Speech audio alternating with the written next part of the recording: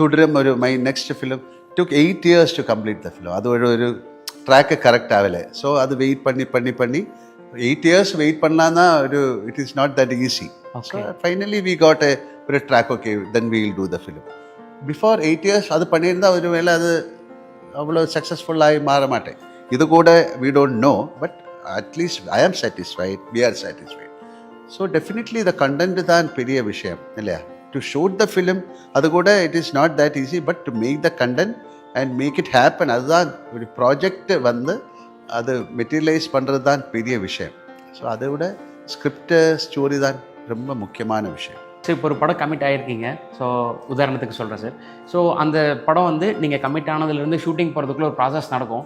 So ஒரு upcoming actor எப்படி prepare பண்ணுவாங்க அப்படின்றது வந்து அவங்களோட இன்டர்வியூஸில் தெரிஞ்சுக்கும். ஸோ லால் சார் மாதிரியான ஒரு சூப்பர் ஸ்டார் வந்து அந்த ஸ்கிரிப்டுக்கு எப்படி தயாராவாங்க, ஸோ அவுட்லுக்காகவும் கேரக்டராகன்றது தெரிஞ்சுக்கணும். நான் அப்படி எல்லாம் ஒரு முன்னாடி எல்லாம் ப்ரிப்பேர் பண்ணுற ஆக்டர் அல்ல. Certain things if I did a film call Vanaprastham, அது வந்து கதகளி, அந்த டான்ஸ் ஃபார்மேட், அதுக்கு கொஞ்சம் ப்ரிப்பரேஷன் வேணும். பிகாஸ் டு ட்ரெஸ் அப், சில மூவ்மெண்ட்ஸ் அதுக்கெல்லாம் ப்ரிப்பேர் பண்ணோம். அல்லாத for another film I don't get prepare. So just will walk in and slowly the character will get in to you. அல்லாத certain film demands preparation, it's more of physical preparation, அது மாதிரி தான். But unknowingly or unknowingly some kind of observation or preparation is happening. அது இருக்கும். ஒரு story கேட்டு കഴിഞ്ഞാൽ maybe in 2-3 days slowly when you start the shoot and 2-3 days குள்ள அந்த character slowly will come to you.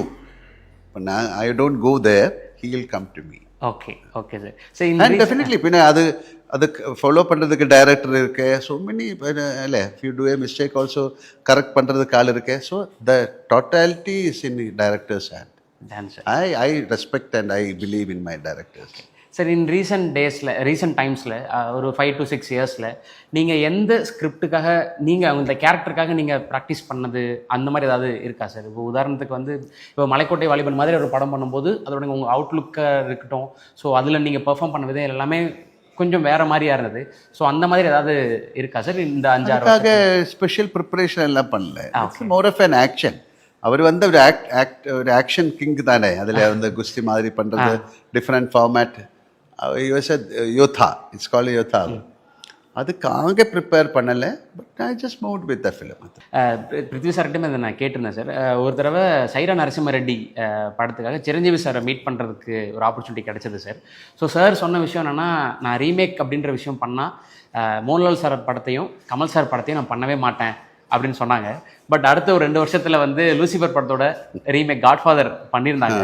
So இது சம்மந்தமாக sir உங்கள்கிட்ட பேசினாங்களா? அந்த படம் பார்த்தீங்களா? டு பி வெரி ஆனஸ்ட், நான் பார்க்கல அந்த படம். But I think I have seen him. But they change the story. அதெல்லாம் ஸ்டோரி லைன் எல்லாம் மாட்டியாச்சு.